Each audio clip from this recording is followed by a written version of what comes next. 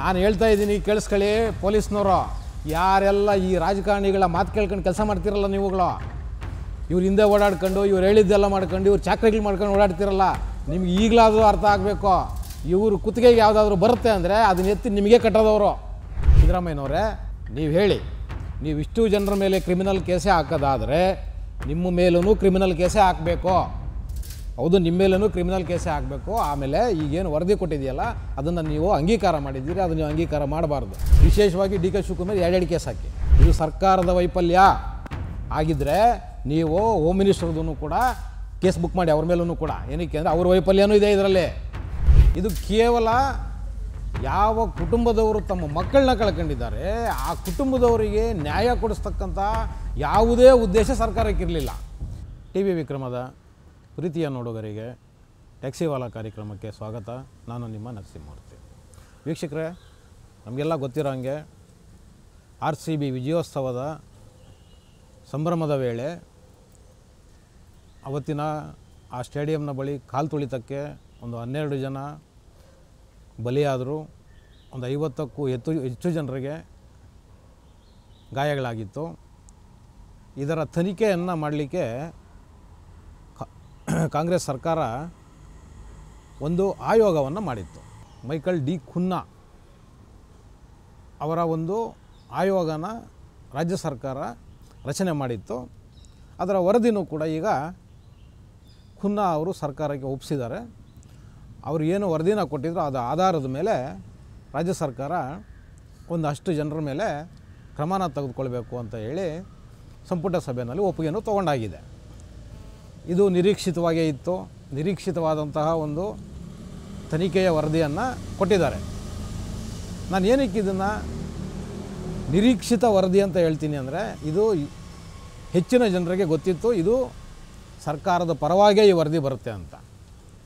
ನಾನು ಏನಕ್ಕೆ ಇದನ್ನು ಹೇಳ್ತಿದ್ದೀನಿ, ಸರ್ಕಾರದ ಪರವಾಗೇ ಈ ವರದಿ ಬರುತ್ತೆ ಅಂತ ಎಲ್ಲರೂ ಅಂದ್ಕೊಂಡಿದ್ರು ಅಂದರೆ, ಏನಕ್ಕೆ ಅಂದರೆ ಇದರಲ್ಲಿ ಸರ್ಕಾರದ್ದೇ ಹೆಚ್ಚಿನ ಮಟ್ಟದಲ್ಲಿ ತಪ್ಪುಗಳಿದೆ. ಇವತ್ತು ಇವರು ಏನು ವರದಿನಲ್ಲಿ ಕಾರ್ಯಕ್ರಮಕ್ಕೆ ಮುಂಜಾಗ್ರತಾ ಕ್ರಮ ಇರಲಿಲ್ಲ, ಪರ್ಮಿಷನ್ ಇರಲಿಲ್ಲ, 7 ದಿವಸದ ಮುಂಚೆ ಪರ್ಮಿಷನ್ ತಗೊಬೇಕಾಗಿತ್ತು, ತಗೊಂಡಿರಲಿಲ್ಲ, ಮತ್ತು ಪೊಲೀಸವರು ಭದ್ರತೆ ಕೊಡೋದರಲ್ಲಿ ವೈಫಲ್ಯ ಆಗಿದೆ, ಈ ಥರದ ಸಾಕಷ್ಟು ವಿಚಾರಗಳು ವರದಿನಲ್ಲಿ ಉಲ್ಲೇಖ ಮಾಡಿದ್ದಾರೆ.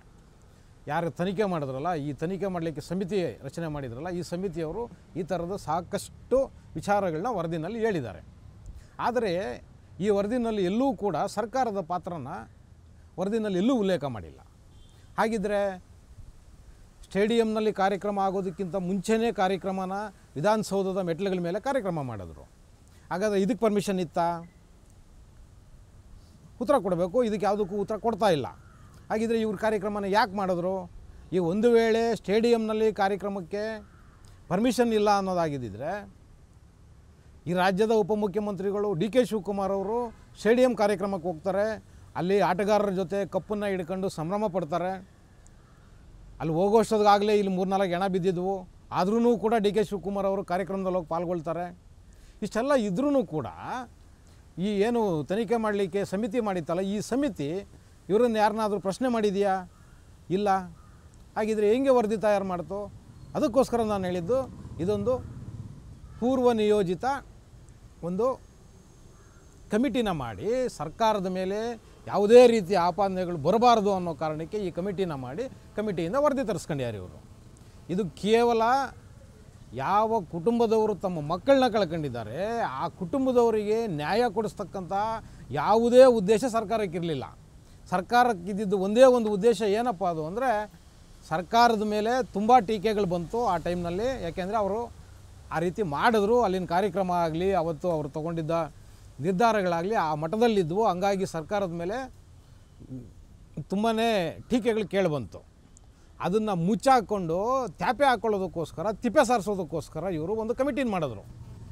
ಆ ಕಮಿಟಿ ಇವತ್ತು ಸಾರಾಸಗಟಾಗಿ ಸರ್ಕಾರದ ಯಾವ ಪಾತ್ರನೂ ಇಲ್ಲ ಅಂತ ಹೇಳಿ ಇವತ್ತು ಅದನ್ನು ವರದಿನ ಕೊಟ್ಟು ಕೈ ತೊಳ್ಕೊಂಡ್ರು ಅವರು. ಸೊ ನಾನು ಅದಕ್ಕೆ ಹೇಳಿದ್ದು, ಇದು ಎಕ್ಸ್ಪೆಕ್ಟೆಡ್ ವರದಿ, ಇದು ಹೀಗೇ ಬರುತ್ತೆ ಅಂತ ಸಾಕಷ್ಟು ಜನರಿಗೂ ಗೊತ್ತಿತ್ತು, ನಾನು ಸೇರ್ಕೊಂಡು ಅದು ಹಾಗೆ ಬಂದಿದೆ. ಇದರಲ್ಲಿ ಇವಾಗ ಏನು ಹೇಳ್ತಿದ್ದಾರೆ, ಈಗ ಯಾರೆಲ್ಲ ಪೊಲೀಸ್ ಅಧಿಕಾರಿಗಳಿದ್ರು, ಬೆಂಗಳೂರು ಕಮಿಷನರು ಸೇರ್ಕೊಂಡು ಇನ್ನೂ 4 ಜನರ ಮೇಲೆ ಇವಾಗ ಇಲಾಖಾ ತನಿಖೆ ಮಾಡಬೇಕು ಅಂತೇಳಿ ಆದೇಶ ಮಾಡಿದ್ದಾರೆ. ಸರ್ಕಾರದವರು, ಆಮೇಲೆ ಆ RCB, ಆಮೇಲೆ ಅದು DNA ಫ್ರಾಂಚೈಸಿ ಕಂಪ್ನಿ, ಆಮೇಲೆ ನಮ್ಮ KSCA, ಈ 3 ಜನರ ಮೇಲೂ ಕೂಡ ಇವಾಗ ಕ್ರಿಮಿನಲ್ ಕೇಸ್ಗಳನ್ನ ಹಾಕ್ತೀವಿ ಅಂತ ಹೇಳ್ತಿದ್ದೀರಿ. ಸಿದ್ದರಾಮಯ್ಯನವರೇ, ನೀವು ಹೇಳಿ, ನೀವು ಇಷ್ಟು ಜನರ ಮೇಲೆ ಕ್ರಿಮಿನಲ್ ಕೇಸೇ ಹಾಕೋದಾದರೆ ನಿಮ್ಮ ಮೇಲೂ ಕ್ರಿಮಿನಲ್ ಕೇಸೇ ಹಾಕಬೇಕು. ಹೌದು, ನಿಮ್ಮ ಮೇಲೂ ಕ್ರಿಮಿನಲ್ ಕೇಸೇ ಹಾಕಬೇಕು. ಆಮೇಲೆ ಈಗೇನು ವರದಿ ಕೊಟ್ಟಿದೆಯಲ್ಲ ಅದನ್ನು ನೀವು ಅಂಗೀಕಾರ ಮಾಡಿದ್ದೀರಿ, ಅದು ನೀವು ಅಂಗೀಕಾರ ಮಾಡಬಾರ್ದು. ಏನಕ್ಕೆ ಅಂದರೆ ಅದು ಏಕಪಕ್ಷೀಯವಾಗಿ ನೀವು ತಯಾರು ಮಾಡಿಸ್ಕೊಂಡಿರೋ ವರದಿ ಅದು. ಹಂಗಾಗಿ ನೀವು ಆ ವರದಿನ ಸ್ವೀಕಾರ ಮಾಡಿರೋದೇ ಸರಿ ಇಲ್ಲ, ಆ ವರದಿನೇ ಸರಿ ಇಲ್ಲ. ಆ ಕಮಿಟಿ ಕೊಟ್ಟಿರೋ ವರದಿ ಏಕಪಕ್ಷೀಯವಾಗಿ ಕೊಟ್ಟಿದೆ, ನಿಮ್ಮ ಪರವಾಗಿ ಕೊಟ್ಟಿದೆ, ನೀವು ಬರ್ಸ್ಕೊಂಡಿದ್ದೀರಿ ಕೂರಿಸ್ಕೊಂಡವ್ರನ್ನ ಅಷ್ಟೇ. ಇದರಲ್ಲಿ ಬೇರೆ ಯಾವ ತನಿಖೆನೂ ಇಲ್ಲ, ಎಂಥದ್ದು ಇಲ್ಲ ಅಂತ ನಾನು ಹೇಳ್ತೀನಿ. ಬೇಕಾದರೆ ಅದಕ್ಕೋಸ್ಕರ ನಿಮ್ಮ ಮೇಲೂ ಕೂಡ ಕ್ರಿಮಿನಲ್ ಕೇಸ್ ಹಾಕಬೇಕು. ಯಾಕೆಂದರೆ ನೀವು ಕಾರ್ಯಕ್ರಮಕ್ಕೆ ಪರ್ಮಿಷನ್ನೇ ಕೊಟ್ಟಿಲ್ಲ ಅಂದರೆ DK ಶಿವಕುಮಾರ್ ಅವ್ರು ಯಾಕೆ ಹೋದರು, ಸ್ಟೇಡಿಯಮ್ಗೆ ಯಾಕೆ ಹೋದರು? ನೀವು ಪೊಲೀಸರ ವೈಫಲ್ಯ ಅಂತ ನೀವು ಇವತ್ತು ಅದನ್ನು ಕರಿತಾ ಇದ್ದೀರಿ. ಪೊಲೀಸರು ಭದ್ರತೆ ಕೊಟ್ಟಿಲ್ಲ ಸರಿಯಾಗಿ, ಆ ಕಾರಣಕ್ಕೋಸ್ಕರ ಇದಾಯಿತು. ಪೊಲೀಸವರು ಸರಿಯಾಗಿ ಕೆಲಸ ಮಾಡಿಲ್ಲ ಅಂತ. ಪೊಲೀಸವರ ಭದ್ರತಾ ವೈಫಲ್ಯ ಅಂತ ನೀವು ಹೇಳೋದಾದರೆ ಇದು ಸರ್ಕಾರದ ವೈಫಲ್ಯ ಆಗಿದ್ದರೆ ನೀವು ಹೋಮ್ ಮಿನಿಸ್ಟ್ರದೂ ಕೂಡ ಕೇಸ್ ಬುಕ್ ಮಾಡಿ ಅವ್ರ ಮೇಲೂ ಕೂಡ. ಏನಕ್ಕೆ ಅಂದರೆ ಅವ್ರ ವೈಫಲ್ಯನೂ ಇದೆ ಇದರಲ್ಲಿ. ಪೊಲೀಸ್ ಯಾರ ಅಂಡ್ರಲ್ಲಿ ಬರ್ತಾರೆ? ಹೋಮ್ ಮಿನಿಸ್ಟರ್ ಅಂಡ್ರಲ್ಲಿ ತಾನೇ ಬರ್ತಾರೆ, ನಿಮ್ಮ ಸರ್ಕಾರದ ಅಂಡ್ರಲ್ಲಿ ತಾನೇ ಬರ್ತಾರೆ. ನೀವು ಹೇಳ್ದಂಗೆ ತಾನೇ ಕೆಲಸ ಮಾಡೋದವರು. ಅದಕ್ಕೋಸ್ಕರ ನೀವು ಈಗ ಏನು ಆ ಪೊಲೀಸವ್ರ ಮೇಲೆ ಕ್ರಮ ತಗೋತೀನಿ ಅಂತಿದ್ದೀರಲ್ವ, ನೀವು ಹೋಮ್ ಮಿನಿಸ್ಟರ್ ಮೇಲೂ ಕೂಡ ಕ್ರಿಮಿನಲ್ ಕೇಸ್ ಹಾಕಬೇಕು, ಮತ್ತು ನಿಮ್ಮಗಳ ಮೇಲೂ ಕೂಡ ಕ್ರಿಮಿನಲ್ ಕೇಸ್ ಹಾಕಬೇಕು. ಮುಖ್ಯಮಂತ್ರಿಗಳು, ಆಮೇಲೆ ಉಪಮುಖ್ಯಮಂತ್ರಿಗಳು, DCM, ಆಮೇಲೆ ನಮ್ಮ ಹೋಮ್ ಮಿನಿಸ್ಟ್ರು, ಅವತ್ತು ಯಾರೆಲ್ಲ ಹಾಜರಿದ್ರಿ ಅಲ್ಲಿ, ನಿಮ್ಮ ಕುಟುಂಬದವರು, ನಿಮ್ಮ ಸೊಸೆದಿರು, ನಿಮ್ಮ ಮೊಮ್ಮಕ್ಕಳು, ನಿಮ್ಮ ಎಲ್ಲರ ಮೇಲೂ ಕ್ರಿಮಿನಲ್ ಕೇಸೇ ಹಾಕಬೇಕು. ಏನಕ್ಕೆ ಅಂದರೆ ಇದೆಲ್ಲ ಆಗಿದ್ದು ನಿಮಗಳಿಂದನೇ, ನೀವೇ ಮಾಡಿರೋದು ಇದನ್ನು. ಅದಕ್ಕೋಸ್ಕರ ಹಾಕಬೇಕು. ನಾನು ಹೇಳ್ತಾ ಇದ್ದೀನಿ, ಕೇಳಿಸ್ಕೊಳ್ಳಿ ಪೊಲೀಸ್ನವರು. ಯಾರೆಲ್ಲ ಈ ರಾಜಕಾರಣಿಗಳ ಮಾತು ಕೇಳ್ಕೊಂಡು ಕೆಲಸ ಮಾಡ್ತಿರಲ್ಲ ನೀವುಗಳು, ಇವ್ರು ಹಿಂದೆ ಓಡಾಡ್ಕೊಂಡು ಇವ್ರು ಹೇಳಿದ್ದೆಲ್ಲ ಮಾಡ್ಕೊಂಡು ಇವ್ರು ಚಾಕ್ರಿಗಳು ಮಾಡ್ಕೊಂಡು ಓಡಾಡ್ತಿರಲ್ಲ, ನಿಮ್ಗೆ ಈಗಲಾದರೂ ಅರ್ಥ ಆಗಬೇಕು. ಇವರು ಕುತ್ತಿಗೆಗೆ ಯಾವುದಾದ್ರೂ ಬರುತ್ತೆ ಅಂದರೆ ಅದನ್ನ ಎತ್ತಿ ನಿಮಗೆ ಕಟ್ಟೋದವರು. ಅದಕ್ಕೆ ಬೆಸ್ಟ್ ಎಕ್ಸಾಂಪಲ್ಲು ಇವತ್ತು ಆ RCB ಸಂಭ್ರಮಾಚರಣೆಯ ದಿವಸ ನಡೆದ ಏನು ಆ ಸಾವುಗಳಿತ್ತಲ್ಲ, ಅದ್ರ ವರದಿನಲ್ಲಿ ಇವತ್ತೇನು ಹೇಳ್ತಿದೆ ಸರ್ಕಾರ, ಇದೆಲ್ಲ ಪೊಲೀಸವ್ರ ವೈಫಲ್ಯ ಅಂತ ನಿಮ್ಮ ಮೇಲೆ ಹಾಕ್ಬಿಡ್ತು. ಅದಕ್ಕೋಸ್ಕರ ಅರ್ಥ ಮಾಡ್ಕೊಳ್ಳಿ, ಯಾರ್ಯಾರು ಅಧಿಕಾರಿಗಳು ಅವ್ರಗಳ ಜೊತೆಯಲ್ಲಿ ಅವ್ರು ಹೇಳ್ದಂಗೆ ಕೇಳ್ಕೊಂಡು ಅವ್ರು ಚಾಕರಿ ಮಾಡ್ಕೊಂಡಿದ್ದೀರಲ್ಲ, ನಿಮಗೆಲ್ಲ ಇದು ಪಾಠ ಆಗಬೇಕು. ಇವತ್ತು ಯಾರೋ ಒಂದು 5 ಜನ ಆಫೀಸರ್ಗಳು ಆ ಕೇಸ್ನಲ್ಲಿ ಇವತ್ತು ವಿಚಾರಣೆಯನ್ನು ಎದುರಿಸ್ತಿರ್ಬೋದು. ನಾಳೆ ನೀವು ಯಾರ್ಯಾರು ಅವ್ರ ಪಕ್ಕದಲ್ಲಿದ್ದೀರಲ್ಲ, ನಾಳೆ ನಿಮ್ಮ ತಲೆಗೂ ಕಟ್ತಾರವರು ಬೇರೆ ಕೇಸುಗಳಲ್ಲಿ. ಅದರಿಂದ ನಾನು ಹೇಳ್ತಾ ಇದ್ದೀನಿ, ಹುಷಾರಾಗಿರಿ. ಇವ್ರದನ್ನು ಮುಚ್ಕೊಳ್ಳೋದಕ್ಕೆ ಅಥವಾ ಇವ್ರು ಕಾಪಾಡ್ಕೊಳ್ಳೋದಕ್ಕೆ ತಗೊಳ್ಳೋದೇ ಅಧಿಕಾರಿಗಳನ್ನ ಬಲಿ. ಇದನ್ನು ನೆನಪಲ್ಲಿ ಇಟ್ಕೊಳ್ಳಿ. ಇನ್ನು ಮುಂದೇನಾದ್ರೂ ಈ ರಾಜಕಾರಣಿಗಳು ಹೇಳ್ದಂಗೆ ಕೇಳಿದಿರ ನಿಮ್ಮ ಸ್ವಂತಿಕೆಯಿಂದ ಕೆಲಸ ಮಾಡೋದನ್ನು ಕಲೀರಿ. ಸಿದ್ದರಾಮಯ್ಯನವರೇ, ನೀವು ಕೂಡ ಇದರಲ್ಲಿ ಆರೋಪಿಗಳೇ. ನೀವು ಕೂಡ ಈ ಏನು ಅವಘಡ ನಡೀತು ಇದರಲ್ಲಿ ನೀವು ಪಾಲುದಾರರೇ. ನೀವು ಈ 3 ಸಂಸ್ಥೆಗಳು ಮತ್ತು ಆ 5 ಜನ IPS ಅಧಿಕಾರಿಗಳ ಮೇಲೆ ನೀವು ಕ್ರಿಮಿನಲ್ ಕೇಸ್ ಹಾಕೋದಾದರೆ ನಿಮ್ಮ ಮೇಲೇನೂ ಹಾಕಲೇಬೇಕು. ನೀವು ಕೂಡ ಇದರಲ್ಲಿ ಭಾಗಿ. ಆ ಸತ್ತ 12 ಜನರ ಕುಟುಂಬಕ್ಕೆ ನ್ಯಾಯ ಸಿಗಬೇಕು ಅಂದರೆ ನೀವು ಕೂಡ ವಿಚಾರಣೆಗೆ ಒಳಗಾಗಬೇಕು. ಯಾಕೆಂದರೆ ನಿಮ್ಮನ್ನು ವಿಚಾರಣೆನೇ ಮಾಡಿಲ್ಲ ಆಯೋಗದವರು. ಅದರಿಂದ ನೀವು ಅದನ್ನು ಸ್ವೀಕಾರ ಮಾಡೋಂಗಿಲ್ಲ. ನೀವೀಗಾಗಲೇ ಸ್ವೀಕಾರ ಮಾಡಿದ್ದೀರಿ, ಅದ್ರ ಮೇಲೆ ಈಗ ನೀವಾಗಲೇ ಆದೇಶಗಳು ಆಗಿದೆ, ತನಿಖೆಗಳು ಮಾಡಿ ಕೇಸುಗಳು ಹಾಕ್ಕೊಳ್ಳಿ ಅಂತ. ನಿಮ್ಮ ಮೇಲೂ ಹಾಕ್ಕೊಳ್ಳಿ. ಮುಖ್ಯಮಂತ್ರಿಗಳೇ, ನೀವು ಉತ್ತರ ಕೊಡಬೇಕು.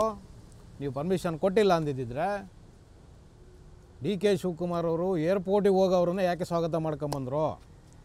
ಅಲ್ಲಿಂದ ಬಂದಮೇಲೆ ಹೋಟ್ಲಿಗೆ ಹೋದರು ಆಟಗಾರರು, ಹೋಟ್ಲಿಂದ ನೀವು ಕರ್ಕೊಂಬರ್ತೀರಿ ವಿಧಾನಸೌಧದವ್ರಿಗೂ, ತುರಾಯಿಗಳನ್ನೆಲ್ಲ ನೀವು ಹಾಕತ್ತೀರಿ. ನೀವು ನೋಡಿದ್ರೆ ಈಗ ಪರ್ಮಿಷನ್ ಕೊಟ್ಟಿಲ್ಲ ಅಂತೀರಿ. ಇಷ್ಟೆಲ್ಲ ಆದ ಮೇಲೂ ಕೂಡ ನೀವು ಪರ್ಮಿಷನ್ ಕೊಟ್ಟಿಲ್ಲ ಅಂದರೆ ಹೆಂಗಾಗುತ್ತೆ ಹೇಳಿ? ನೀವು ನೋಡಿ, ನಾನು ಹೇಳ್ತಾ ಇದ್ದೀನಿ, ನೀವು ಯಾವುದೇ ಸಮಿತಿಗಳು ಮಾಡಿದ್ರೂ ಕೂಡ ನೀವು ಬೇಕಾಬಿಟ್ಟು ಸಮಿತಿಗಳು ಮಾಡ್ತೀರಿ. ನಿಮ್ಗೆ ಹೆಂಗೆ ಬೇಕು ಹಂಗೆ ವರದಿಗಳನ್ನ ತರಿಸ್ಕೊತೀರಿ. ಯಾಕೆಂದರೆ ನಿಮ್ಮದು ಇದು ಹಳೆಯ ಚಾಳಿ. ನಾನು ಏನಕ್ಕಿದ್ದು ನಿಮ್ದು ಹಳೆಯ ಚಾಳಿ ಹೇಳ್ತಿದ್ದೀನಿ ಅಂದರೆ, ನೋಡಿ, ಆ ವಿನಯ್ ಕುಲಕರ್ಣಿ ಕೇಸನ್ನು ನೀವು ಹಿಂಗೆ ಮಾಡಿದ್ದು. ಆ ವಿನಯ್ ಕುಲಕರ್ಣಿ ಕೇಸ್ ಏನು ಮಾಡಿದ್ರಿ? ಅದು ಒಂದು ಕೊಲೆ ಕೇಸು. ಯಾರೋ ಒಬ್ಬ BJP ಮುಖಂಡನ್ನು ಕೊಲೆ ಮಾಡಿದ ಕೇಸಲ್ಲಿ ವಿನಯ್ ಕುಲಕರ್ಣಿಗೆ ನೀವು ಕ್ಲೀನ್ ಶೀಟ್ ಕೊಟ್ಟು ಬಿ ರಿಪೋರ್ಟ್ ಹಾಕ್ಸ್ಕೊಂಡ್ರಿ. ಅದನ್ನು ಮುಚ್ಚಾಕಿದ್ರಿ. ಆಮೇಲೆ ಆ ಕೇಸು CBIಗೆ ಹೋದ್ಮೇಲೆ ಏನಾಯಿತು, ವಿನಯ್ ಕುಲಕರ್ಣಿ ಈಗ ಜೈಲಲ್ಲಿದ್ದಾರೆ. ಹಾಗಾಗಿ ನಿಮ್ಮನ್ನು ಯಾವುದೇ ತನಿಖೆ ಮಾಡಿಸಿದ್ರೆ ನಿಮ್ಮನ್ನು ಒಪ್ಕೊಳ್ಳೋ ಸ್ಥಿತಿನಲ್ಲಿ ಸಾರ್ವಜನಿಕರು ಇವತ್ತು ಇಲ್ಲ. ಏನಕ್ಕೆ ಅಂದರೆ ನೀವು ನಿಮ್ಮ ಪರವಾಗೇ ವರದಿಗಳನ್ನ ತರಿಸ್ಕೊಳ್ಳೋದು, ನಿಮ್ಗೆ ಬೇಕಾದಂಗೆ ನೀವು ವರದಿಗಳನ್ನ ಬರೆಸ್ಕೊಳ್ಳೋದು, ನೀವು ಯಾವತ್ತೂ ಸೇಫರ್ ಸೈಡ್ ಇರಬೇಕು ಅಂತ ನೀವು ಇದನ್ನು ಮಾಡ್ತೀರಿ. ನಾವು ಏನಕ್ಕೆ ಇದನ್ನು ಹೇಳ್ತಿದ್ದೀವಿ ಅಂದರೆ, ನೀವು ಯಾವುದೇ ತನಿಖೆಗೆ ಕಮಿಟಿಗಳನ್ನ ನೀವು ಮಾಡಿದಾಗ ಒಂದು ಅನುಮಾನ ನಮ್ಮ ಮೇಲೆ ಯಾವಾಗಲೂ ಇರುತ್ತೆ. ಅದು ನಿಮ್ಮ ಪರಾನೇ ಬರ್ಬೋದೇನೋ, ನೀವು ಬೇಕಾದಂಗೆ ಮಾಡಿಸ್ಕೊತೀರಿ ಅನ್ನೋ ಒಂದು ಅನುಮಾನ ಖಂಡಿತವಾಗ್ಲೂ ನಮ್ಮನ್ನು ಕಾಡ್ತಾನೆ ಇರುತ್ತೆ ಯಾವಾಗಲೂ. ಆ ಕಾರಣಕ್ಕೋಸ್ಕರ ನಾನು ಇದನ್ನು ಹೇಳ್ತಾ ಇದ್ದೀನಿ. ನಿಮ್ಮದು ತೊಗೊಳ್ಳಿ, ಜಾತಿ ಗಣತಿ ತೊಗೊಳ್ಳಿ. ನಿಮ್ಮ ಮೊದಲನೇ ಬಾರಿ ಜಾತಿ ಗಣತಿ ಮಾಡಿಸಿದ್ರಿ, ಏನಾಯಿತು?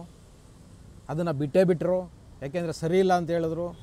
ನೀವು ಈಗ ಜಾತಿ ಗಣತಿ ಮಾಡ್ತೀವಿ ಅಂತ ಹೊರಟಿದ್ದೀರಿ. ನೀವೆಷ್ಟು ಟೈಮ್ ಕೊಡ್ತಾಯಿದ್ದೀರಿ? ಕೇವಲ 15 ದಿವಸ ಟೈಮ್ ಕೊಡ್ತಿದ್ದೀರಿ. ಸಾಕಾಗುತ್ತಾ ಸಿದ್ದರಾಮಯ್ಯನವರೇ? 15 ದಿವಸ ಏನಿದ್ರ ಉದ್ದೇಶ? 15 ದಿವಸದಲ್ಲಿ ನೀವು ವರದಿ ಕೊಡಿ ಅಂತ ಕೇಳಿದ್ದೀರಿ. ಸೆನ್ಸಸ್ ಮುಗಿಸ್ಬಿಡಿ 15 ದಿವಸಕ್ಕೆ, ನಮ್ಗೆ 15 ದಿವಸದಲ್ಲಿ ವರದಿ ಕೊಟ್ಬಿಡಿ ಅಂತ. ಯಾಕೆ ಅಷ್ಟೊಂದು ತರಾತುರಿ? ಯಾಕೆ ಅಷ್ಟೊಂದು ಅವಸರ? ಯಾರನ್ನು ಮೆಚ್ಚಿಸೋದಕ್ಕೋಸ್ಕರ? ಆಗುತ್ತಾ? ಹೋಗಲಿ ಹೇಳಿ.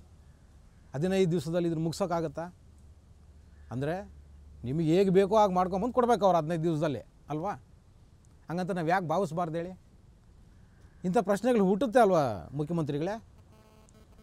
ಅದರಿಂದ ನಾನು ಹೇಳ್ತಿರೋದು, ನಿಮ್ಮ ಮೇಲೂ ಕೂಡ ಖಂಡಿತವಾಗ್ಲೂ ಯಾರು ಈಗ ಈ ಕೇಸ್ನ ತನಿಖೆ ಮಾಡ್ತಿದ್ದಾರೆ, ನಾನು ಆ ಅಧಿಕಾರಿಗಳಲ್ಲಿ ಮನವಿ, ದಯವಿಟ್ಟು ಅವತ್ತು ವಿಧಾನಸೌಧದ ಮೆಟ್ಲ ಮೇಲೆ, ಆ ವೇದಿಕೆ ಮೇಲೆ ಯಾರ್ಯಾರಿದ್ರು ನೀವು ಅವ್ರ ಮೇಲೂ ಕ್ರಿಮಿನಲ್ ಕೇಸ್ಗಳು ಹಾಕಿ.